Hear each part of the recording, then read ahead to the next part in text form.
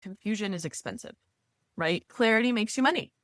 And I mean, I hate to be that blunt, but it just is. I mean, at the end of the day, every business is in it to make profits. But what happens is inevitably people will forget the people that do the work at the at the expense of everything else. And so to me, I think that the misalignment can be solved with clear messaging and clear communication. And that's what builds the culture.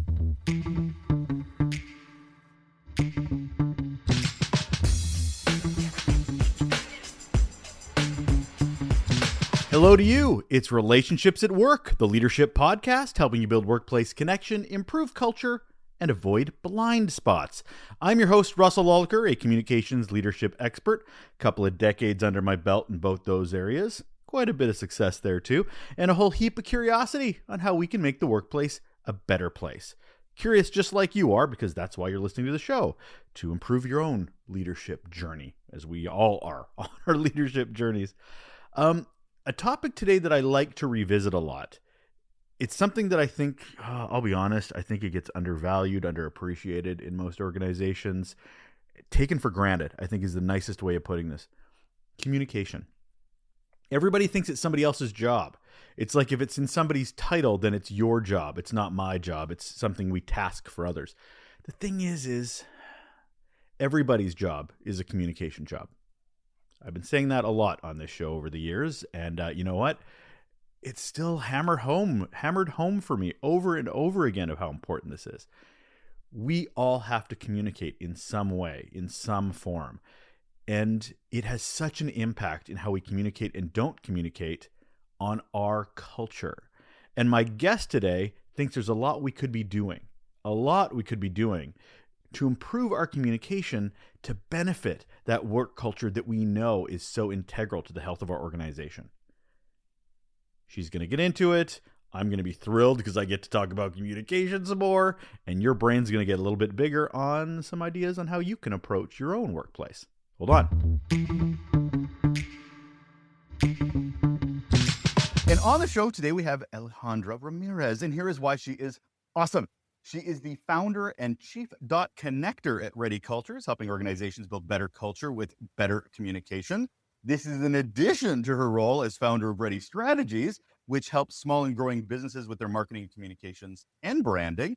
She has nearly 20 years experience in internal and corporate comms, helping companies guide their teams through growth, rebrands, mergers, layoffs, all the big things in the lifespan of a corporation, always with clarity, empathy, and purpose. And she's here. Hello, Alejandra. How are you?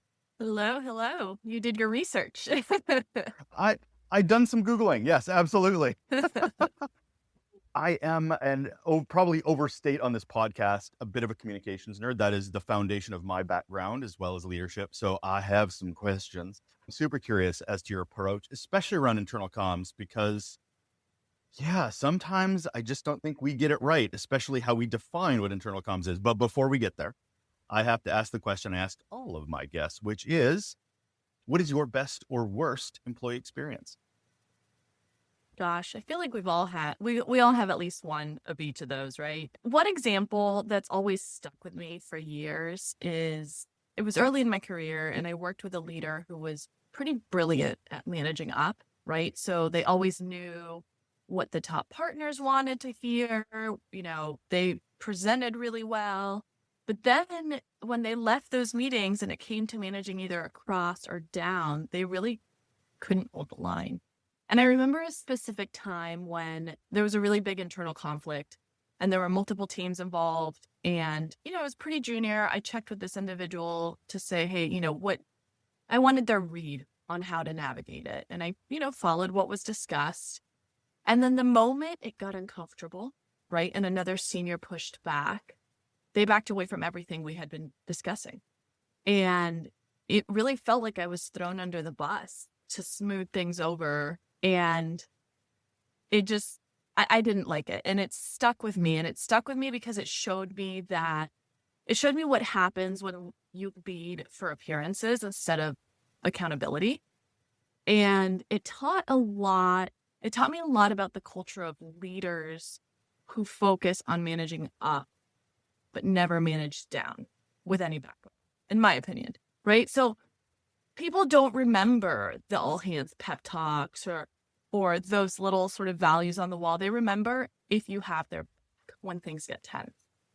And that is a big part of relationships at work, right? And so when, it's why I say trust is built in the messy, uncomfortable moments, right? And if you only care about how you look up and across, but then don't protect your own people, you're not going to get very far. And you're going to have a lot of high turnover, a lot of high retention. So that's just one moment that sticks in my mind, just because it was so early in my career and it really defined a lot of how I work and worked when I was in-house. I love that you brought that up, because I've heard, and I've had quite a few conversations of the importance of managing up. I'm like, okay, I get that, but aren't you just leading yourself in your career? Like, sure, your relationship up is fantastic and you're hand-holding your boss and getting what they deliver. So your promotion will be probably fine. You're ruining your team.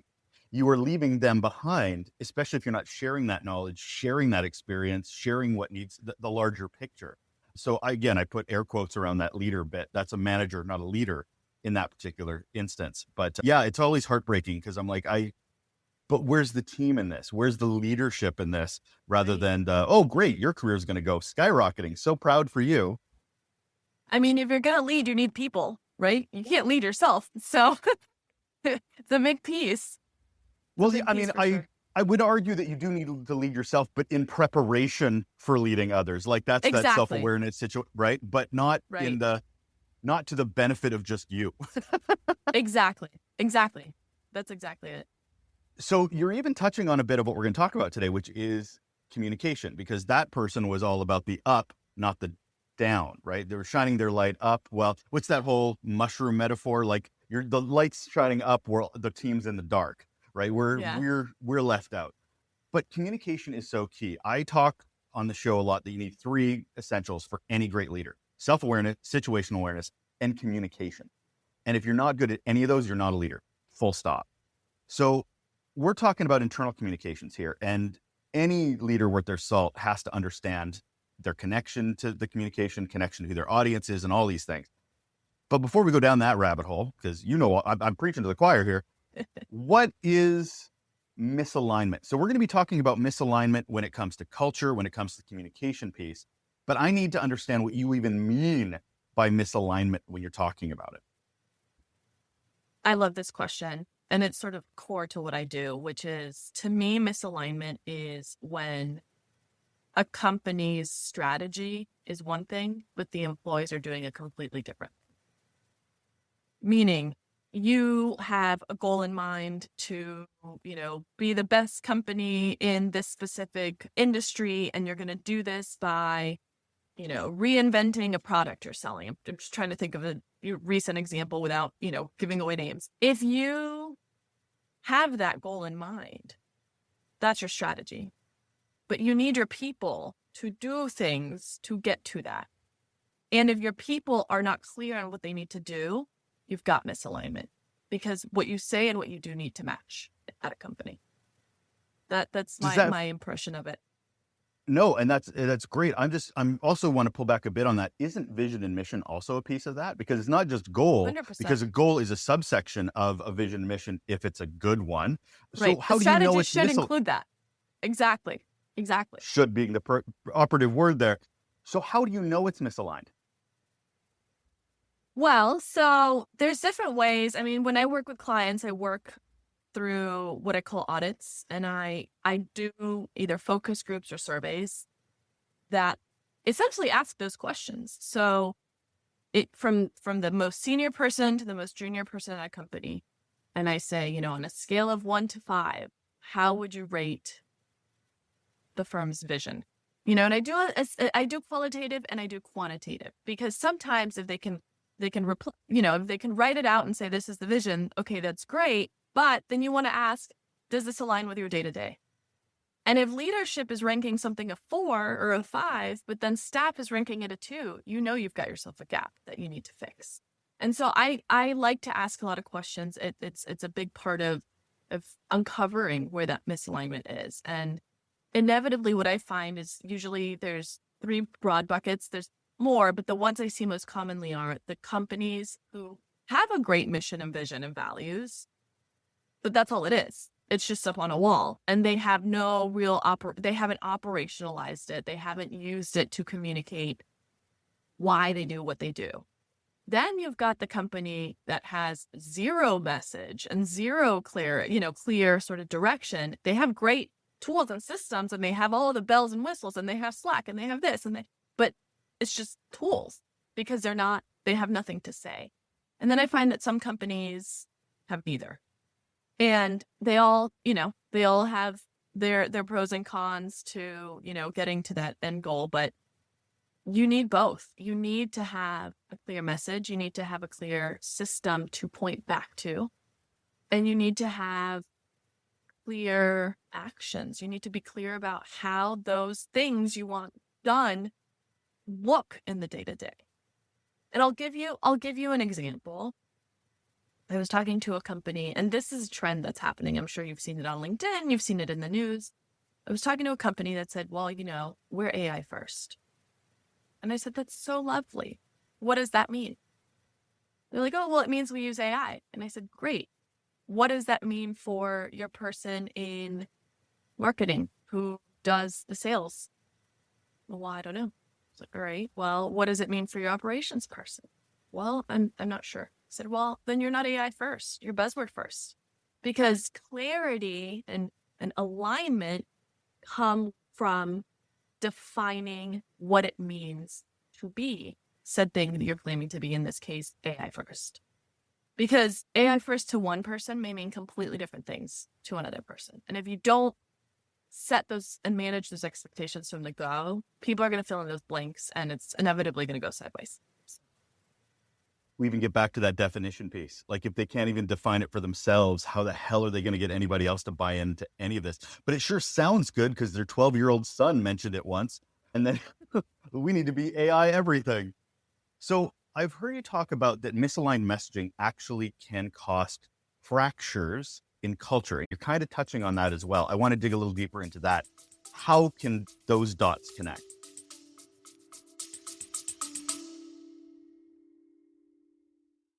Hey, if you're enjoying the insights from our guests, you'll love our Raw Notes newsletter. It's packed with guest takeaways, the resources that inspire them, and my own tips on how we as leaders can be better humans for the humans that we're responsible for. Go to relationshipsatworkshow.com and subscribe now and help the workplace be more human. Well, I want to take a step back and define culture. Firstly, please, if you I'd don't love mind, me some definitions. Yeah, please. I'm a big believer that the definition most people use is not very useful, and it's not very actionable. It's very much like, oh, it's a shared way of doing things, or it's a shared system and values. To me, I like to look back to science. And if you think about science, when you're culturing something, you're creating conditions under which you want things to grow. Think of a petri dish, you have the agar, you have all the things. It is a very actionable thing. You are culturing a system, a tool. And so to me, culture in the workplace is the same concept. It's not just this static list of values that everyone's expected to follow.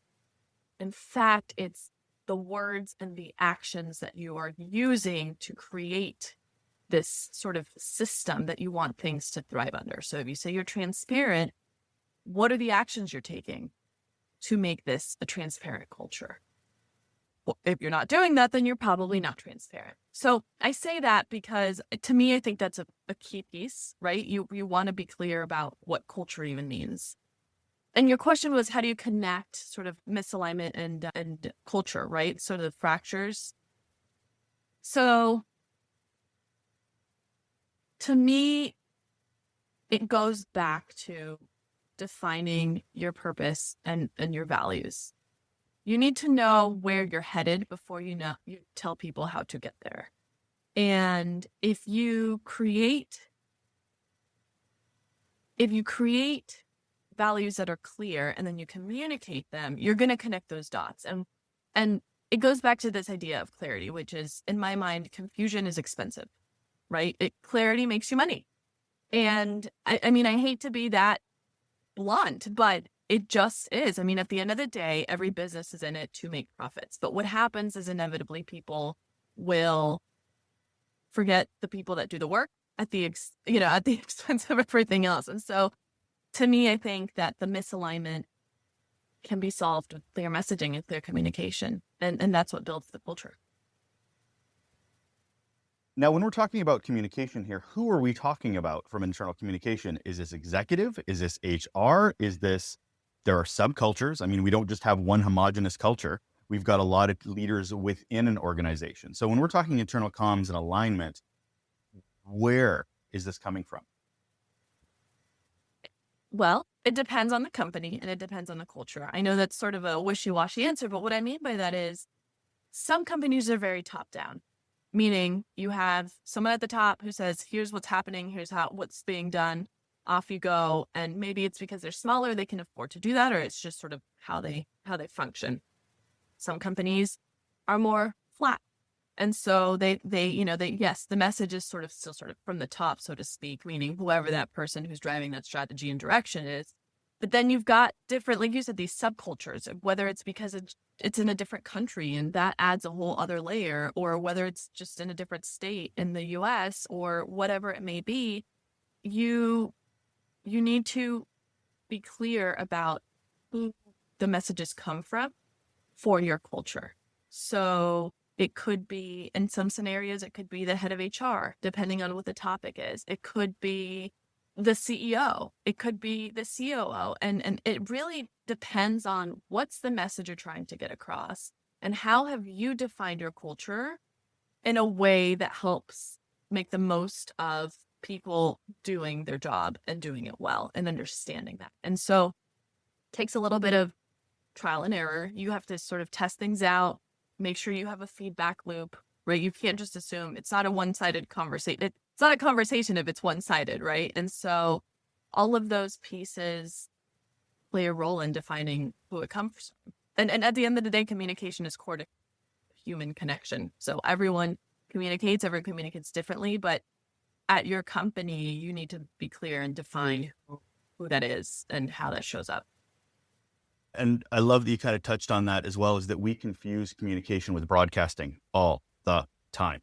Is that communication is not one way. It is not a blast email. It is not, communication is, you sent it. Did they understand it?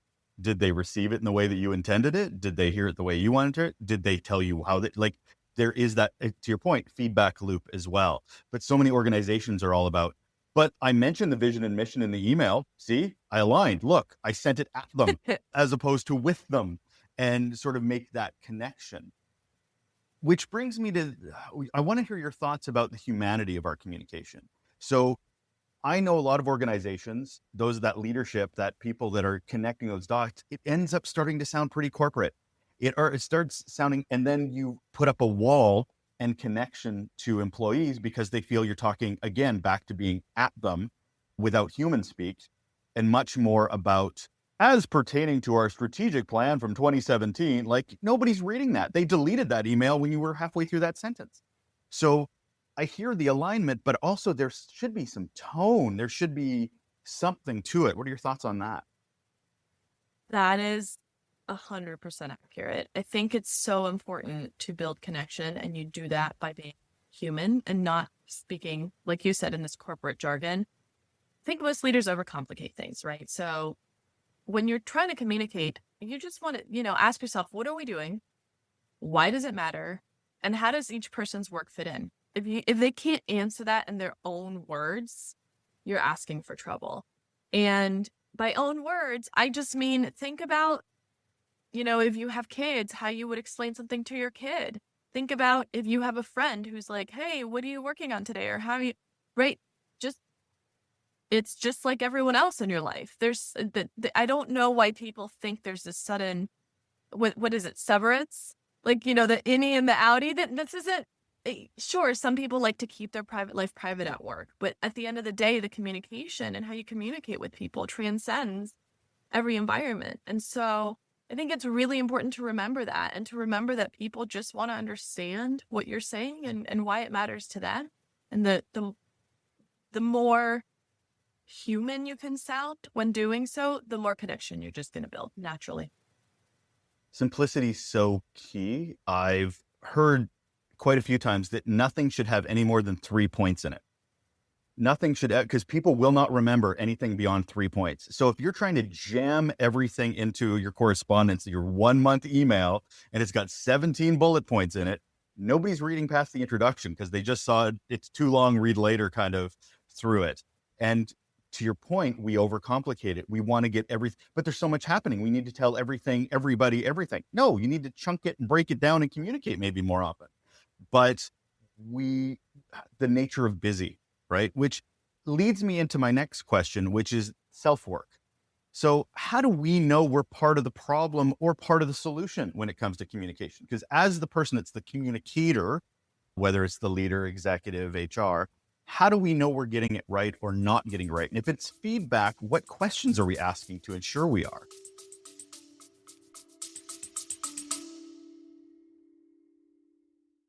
Want more from our conversations on the show? Subscribe to the Raw Notes newsletter. It's where I share top takeaways from our guests, the resources that fuel their success, and my personal insights on how we as leaders can be more human. And we need more human. Go to relationshipsatworkshow.com and sign up today to keep your leadership journey on the right path.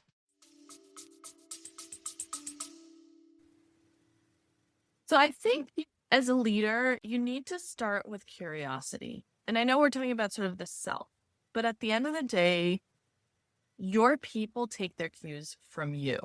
So if you're calm, they're going to be calm. If you're chaotic and stressed, they're going to be chaotic and stressed. And so because your team picks up on every twitch and every silence and every side comment, you need to be that rock. You need to be that sort of place that people can go to and feel like, okay, we've got someone keeping us focused. And you do that by asking questions. You do that by saying, hey, we just launched this new product and we sent it out to all of you to test it. How did that land? I just worked with a company. They were doing this monthly newsletter, but they weren't tracking it. They weren't doing anything. And I said, okay, well, let's start by adding just at the bottom of the newsletter, just add a, did you find this newsletter useful? Yes or no button. Just that simple, right? And I use that as an example because the more information you can get, the more you can adjust. Because if you're finding that people are, if you're in your head saying one thing and then the feedback is saying another, then clearly there's a misalignment there. And you need to be willing to take that and adjust for it. You can't just say, give me the feedback, thanks, and then do nothing. That's also not great. But that self piece transcends the self because, again, people, if you are a leader, and by leader, I don't mean the CEO, I mean a leader, very definition of a leader is someone who can lead people, and that comes with that communication. And so those 3 points you mentioned, the self-awareness being one of them, I think that is so key, but you need to be willing to ask questions to get to and be willing to take feedback. Oh, yeah. I mean, it's one thing to do the action of asking for it. It's a completely another to be humble enough, to be open enough to go, oh, I got it wrong. How can I get it right? To your point. You've talked about a framework, 3H framework. And I think that's, as a leader trying to understand and how to better communicate internally, how is that a framework that's going to work? So well, first of all, like you, I work in threes. I like threes. The 3H framework is an example. So 3H stands for head, heart, and hands. And to me, I think that any individual who is responsible for leading, when it comes to communication, needs to be able to answer 3 basic things, which is the head, the heart, and the hands. And what I mean by that is, what are the facts? The head is the facts. Like, write down what the facts are. Do they make sense? What is happening? Great. Can you answer that? Yes. The heart is, why does this matter? People want to know why things matter. Most people aren't just like, great, new way of doing something. Let me go off and do it. They want to know why, because they want to know that they're spending their time wisely. So you need to be prepared to answer why, and why not just because it's good for the company, but why it matters to them and why it matters to what's being done. And then you've got the hands, which is, what do you need them to do? What do they need to do as a next step? If you can answer those three things, you are going to get very far. If you cannot answer those three things, you're not ready to communicate. And I always like to say, that doesn't mean you have to know all the answers, because people think they need to wait for everything to be perfect to go out. You can still use the head, heart, hands when you don't have all the facts. But that could be part of the head. You could say, listen, we're working with minimal facts. We're still looking into whatever this scenario is, but here's what we do know.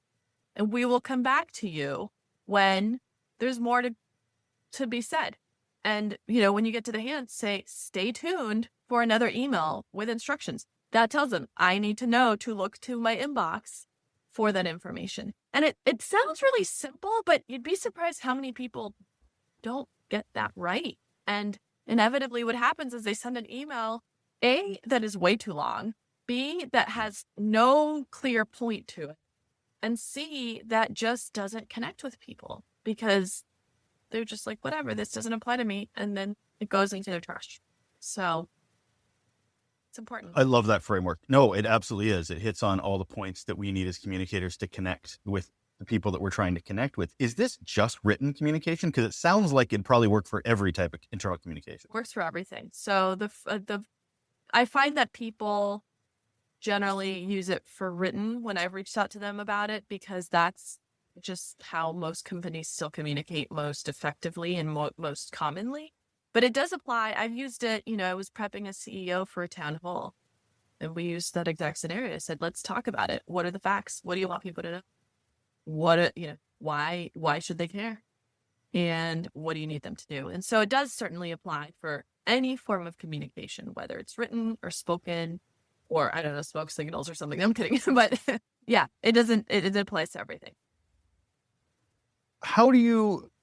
So there's one piece I always have a problem with when it comes to, and this usually falls to executive more than any other group within an organization. They tend to outsource their communication.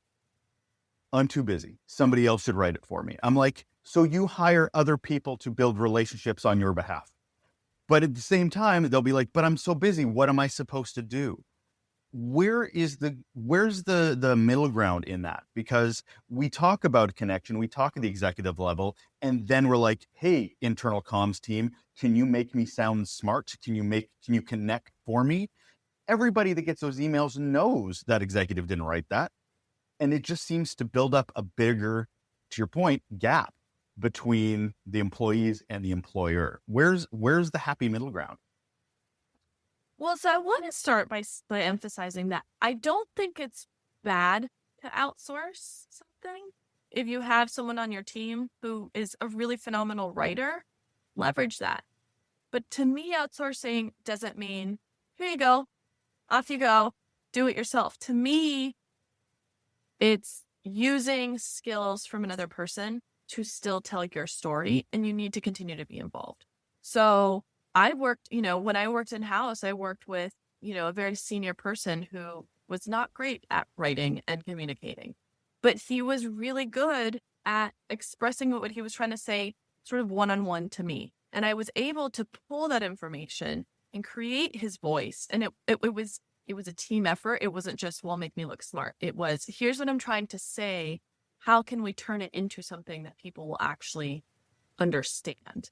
And so it's okay to outsource. It's not okay to delegate, if that makes sense. There's a little bit of a nuance there, but it makes a big difference. And you need to be, I've turned down clients who have called me in to say, can you just come in and make it sound nice and just fix it? I'm like, well, no, I'm not here to make it sound nice. I'm here to connect and bridge what you're trying to say with what you want people to do. I'm not here to put lipstick on a pig. So if that's all you want, then I know you're not bought in and you're not ready to actually do the work to get it right. It constantly comes up on the show, the lack of training leaders get. They're put in positions that they are really good at their old jobs, so they must be leaders now. Like, no, it's a completely different skill set. I find the same when it comes to communication. is that we almost take it for granted because we've been speaking since we were 4. Why do I need how to learn how to communicate? I've been communicating my whole life. What do we need to do as leaders to better understand our deficient, like we need to be trained in these things. There's degrees and masters and doctorates in communication. This is a skill set. And yet we treat it like it's either a nice to have or it's obvious. So how do you connect the dots with people that way? Well, so there's a few things. I always like to remind people that soft skills are still skills, meaning they help drive profits. Again, when a lot of the clients I work with, we're talking about a merger or a big change. And so you're talking about people who have made a really big investment in something and want to make the most of it. So I always like to say, if you are trying to launch this and you've invested all this money, you have to take the time to communicate to people what's needed. Otherwise, that money is just going to go right out the window because you've just wasted every cent on this fancy thing that's not being used or implemented effectively. Communication is your best assurance policy. And so I always work with leaders on helping them understand that it's a core tenet to their job. It's not an afterthought. It's not just this thing that happens off to the side. And I always do that by tying it to the bottom line. And it really is core to that because yes, I mean, ultimately communication is about connection and relationship building. And if you do it well, that's the piece that you do well. And then it drives the bottom line. But for some of these leaders, it comes, who are very much like, we're here, we're numbers driven, that's what tends to happen when you have someone at the senior level. You need to tie it back to the bottom line. And the bottom line is if people are not clear, they're not going to get you the money that you need, the dollars that you need. And to some people that may sound crass, but it's just a fact. I mean, if you're running a business, you need people to do what you need them to do, and you want them to do it not forcibly. You want them to do it in a way that is clear to them and makes them say, oh, let me do it. And by the way, here's maybe a better way of doing it. I always also like to remind leaders that you can't assume people can read your mind. They just can't. So how are you going to take that and turn it into something? The final point I will make is, and this is something I've just recently started doing after a conversation I had a couple of months ago, is it's really uncomfortable for leaders to be sort of in the spotlight. For many people, it's really uncomfortable. And communication usually means you're in the spotlight because you're the one saying what needs to happen. So getting them comfortable with that, what I have found is doing improv is a really great way of helping make them feel more comfortable in the uncomfortable. And that's really key too, because usually what happens is you get deer in the headlights when they're put on the spot. And so the more you can prepare people to just be like, hey, this is just how life is. Sometimes you don't know the answer. It helps them a lot. Trying to introduce yes and into people that have no concept of these things. Oh, exactly. They want to throw in a but any chance they can get or put a period on things. Yeah, I love the idea of improv because just as you've mentioned, sort of it gets them out of their comfort zone too, because they're used to their rigid environment and their reoccurring environment that they're used to and comfortable in and safe in. Yeah, love that. So we're communicating with our team. We're doing that internal communication piece. We're trying our best when it comes to connecting the dots, either to the why, the what, the how, but it's not working. And people aren't providing that feedback click at the bottom because maybe that gap is becoming too big and we're just not paying attention to it because we're busy as leaders doing our own thing. What are some warning signs we should be looking for with a team that we are cracking our culture and we're not getting those obvious feedback loops because maybe there isn't that psychological safety we assume exists? This is what I call the quiet before the quit. So usually the warning signs are so quiet until they've hit the fan and then all the alarms are going off. you want to think if people are too quiet, that's probably a problem because it probably tells you that morale is really low. So if, say, you do gather and collect feedback, but the feedback is, the engagement, the number of people who are sending the feedback is nominal, that's big. You also want to look at retention and turnover. It costs a lot of money to replace people. And if you are constantly turning people over, and by people, I don't mean you're always going to lose people. It's just sort of part of, the world of work. But you don't want to lose the right people. And if you start to notice that turnover is sort of across the board as opposed to for the people that you don't mind leaving, that's a huge problem. Recruiting is another thing, right? When you're recruiting, that's an extension of your internal culture, because what happens is you're trying to bring people into a culture that aligns for them.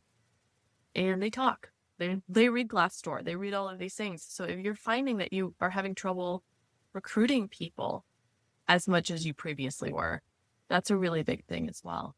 The one piece that I also look at is employee engagement, right? And so I talk about silence, the feedback loop being, if it's quiet, it's going to be a problem. The engagement and the flip is the same concept, right? So employee engagement, if people are engaged, they're going to be clicking on things, they're going to be opening things, they're going to be responding to things. And so those are all little, what I call tweets that make a difference. And I like to think of it as, think about your fire alarm. If you don't check your fire alarm, that doesn't mean it's great, right? Like, it's going to start beeping when it's low on battery. You don't want to wait to change that battery once the fire has started. If you're noticing little changes in sort of how things have normally run, that's your cue to maybe take a look and change those batteries and rethink how you're doing things. I want to put it back into the relationship piece because, hey, it's the name of the podcast. We get to know our team. We get to understand our team. They are individuals. They are a team, but they are a team of individuals, and how they want to be communicated to may not be the same as the entire organization. So I want to start with the first question, which is, how do we co-create communication? Because that communication could be coming on down on high for the broader culture. And then the team's like, okay, but that's for everybody. It doesn't relate to me. It doesn't relate to my work, because it's trying to communicate to too many people as opposed to this team of 10 who have their own. So how do you as a leader look at that communication and go, okay, it's not, I get it. I get why you communicate in that way, but it's not going to work for my team.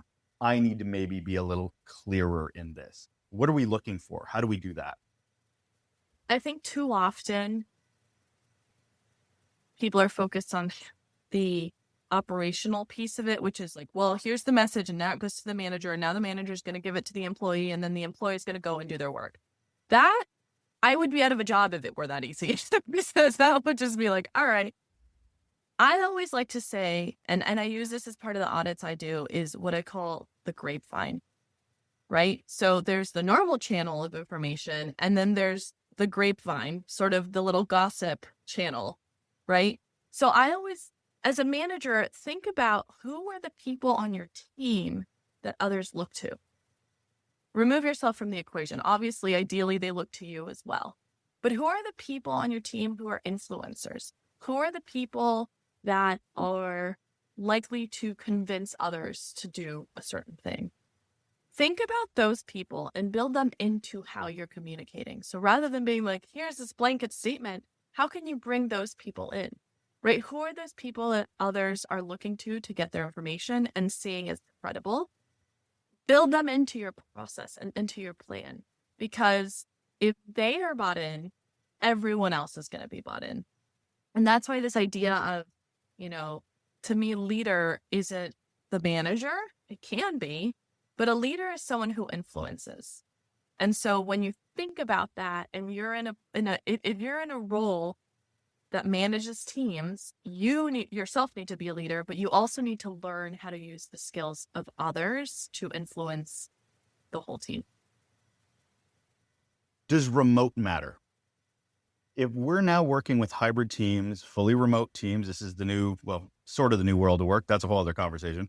But we are now more geographically dispersed. We are now having full relationships with people through a screen, much like we're doing right now. Is there a different way of communicating, aligning with them than there is just your regular town halls or your emails?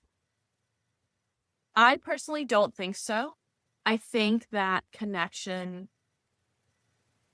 can happen over Zoom.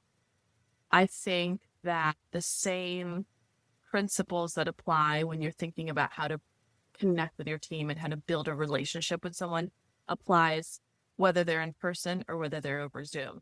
So I like to say that it's more important. What's more important is understanding the individual people and how they like to receive information than it is to think, oh, well, they're remote versus in person. So map that out and say, okay, I have a team. When I was in house, I had a team that was spread across 6 states. So I found ways that worked to bring us together. In some cases, it was bringing us together in person, where we would do once a quarter, we would meet in person just to connect. And we went mini golfing and we did, all these fun things.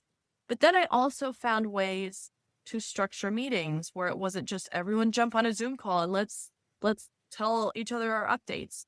It was finding one-on-one opportunities. It was finding ways to connect via email or having a tool where, does Slack work better for someone? And so understanding your team at the individual level ultimately helps the whole, because then you're influencing for the greater good. I recently had an aha moment in regards to the communication. So as a communication guy, I always you can't over communicate, you can't over communicate, you can't over communicate, right? People are busy. They need to hear the same thing over and over again to really latch on. And then I talk to a bunch of neurodivergent people and they're like, if you tell me one damn more time, do you think I'm an idiot?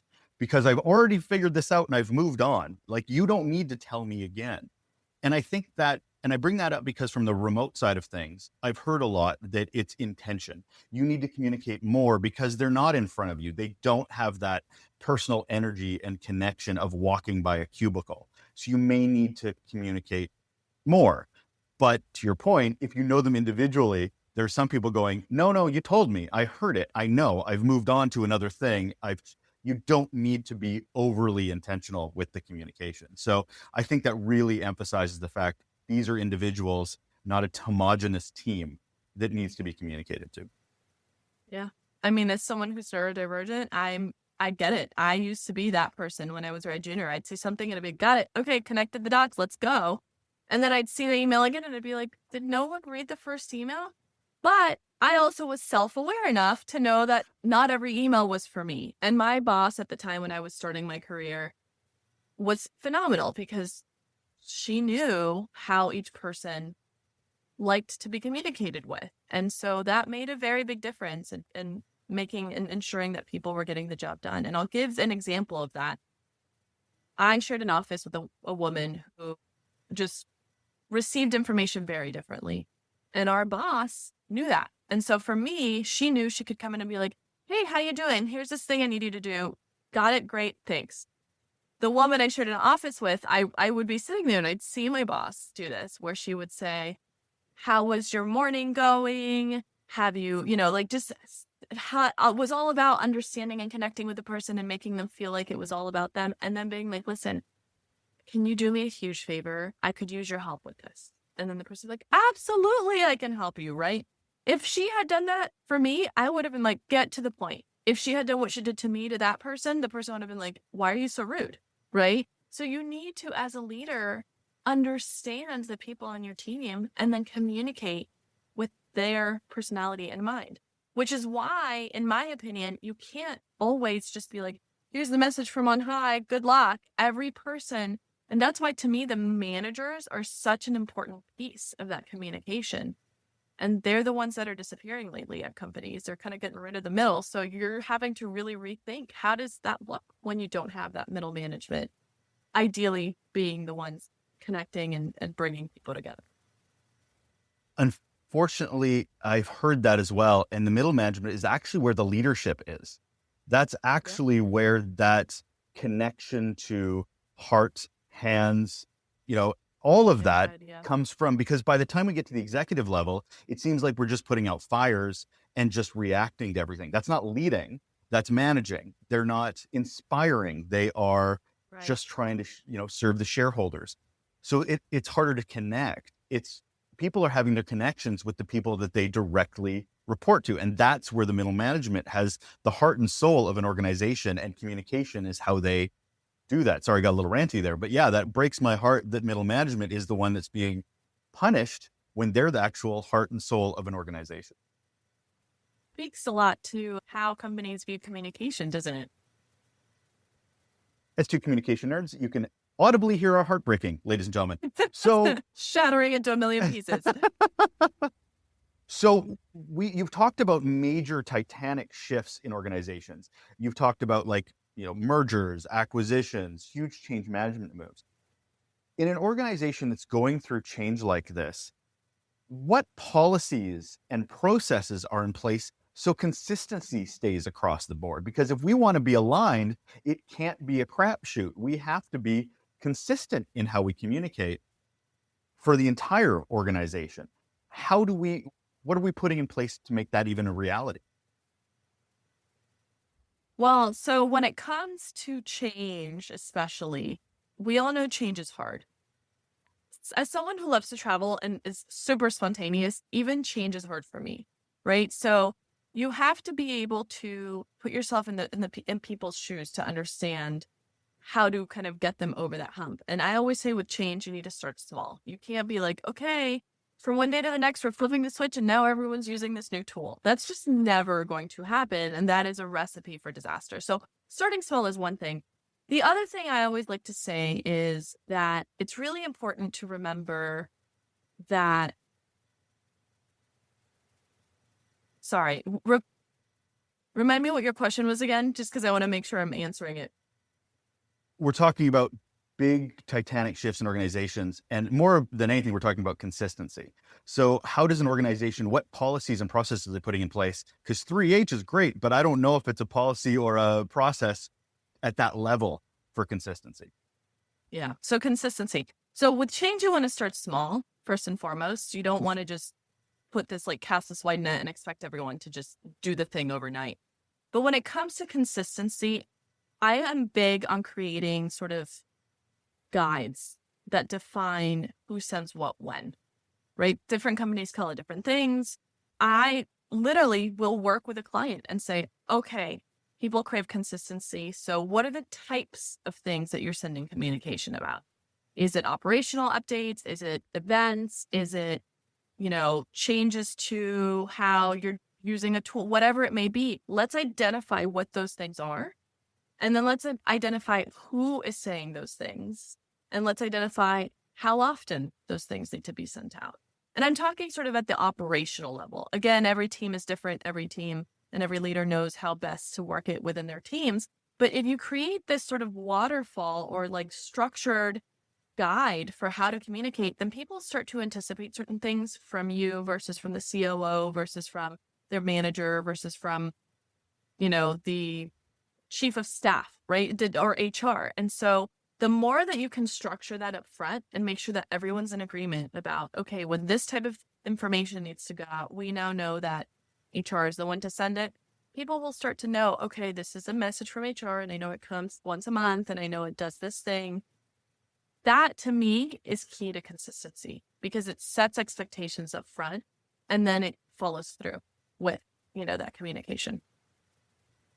We started the conversation with trust, and I think communication is the DNA of trust. But what if we're working in a culture that doesn't have those books, is risk adverse, but we're leaders that want to have a team that gets it? We want to be transparent. We want to motivate with communication. We want to align. And yet we're in this quagmire surrounded us of an organization that doesn't get it. How does that work? Well, look, you can only control what you can control. So if you have your team and you're able to just make sure that your team is clear on what's expected and clear on what, needs to happen, that's all you can really do. And what I mean by that is you still obviously need to be able to go to the, senior, team and say, hey, here's what I'm hearing. Here's what I'm trying to do. Does this sound right? And making sure it aligns. Unfortunately, it's not sustainable if you are in a culture that is chaotic and, likes to change things week to week and day to day. Because as much as you can try to control things within your team and say, it's okay, we're going to say this or do that. If the culture as a whole is structured in a way that doesn't allow that to thrive, it's you might want to think about, if it's the right fit, quite frankly. And that's okay, right? Because sometimes it's not the right fit and you want to just go elsewhere. Unfortunately, then your team's going to suffer because you're trying to do best by them and best for you. But then if it doesn't fit for you, your team is still stuck there.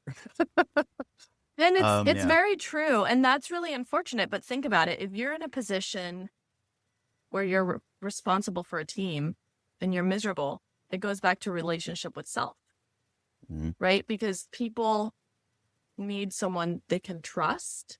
And if you are that person who is not very happy, they're going to see that. And it's also not going to be very useful. So obviously, it's really important to think about your relationship with yourself as well as your relationship with your team. And both have to be aligned to work well. If they're not, then you got to rethink your situation. I know that, again, I sometimes people tell me I'm a little too blunt, but it's And by the way, some of the best relationships are built after you've left a company, because some of the people that you keep in touch with are the people who are like, I'm so glad you took that first step, or I'm so glad that you showed me a different way, or I'm so glad, right? So it's still about relationship building. Hey, you're using my language, Alejandra. I'm fine with it. This is the bluntness of relationship. I get it with self and everyone. As we get closer to ending this conversation, I'm kind of curious about transparency in this, because sometimes you'll have executive go, you can say this, but do not say this, this, and this. You can say this, but do not say this, even though those things are probably exactly what your team needs to hear. But the executive or leadership or board is super risk adverse. Your job as leader is to build trust, but then keeping things from them that they probably should hear. Where do you fall on that? I'm a big believer that if you're in a position of leadership, it means that the senior executives trust you. And therefore, I think you need to be willing to toe the line a little bit. And not necessarily, obviously, you can't give away confidential information if it's, going to cause a lawsuit or something.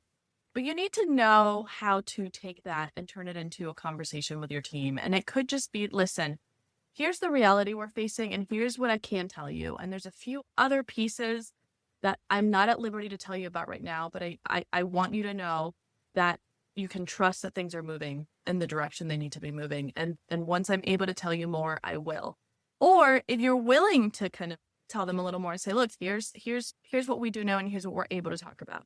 Here's a couple other facts that you should know, but please don't take that and, share it with the world. But you as a leader, you need to know your team and understand those nuances and understand those currents of how they communicate and what helps build that trust and show that you're transparent. We talked about, misalignment is huge, and our communication has to be aligned with our vision, mission, and goals. Have you ever seen it where it needs to be reverse engineered to the point where vision and mission suck?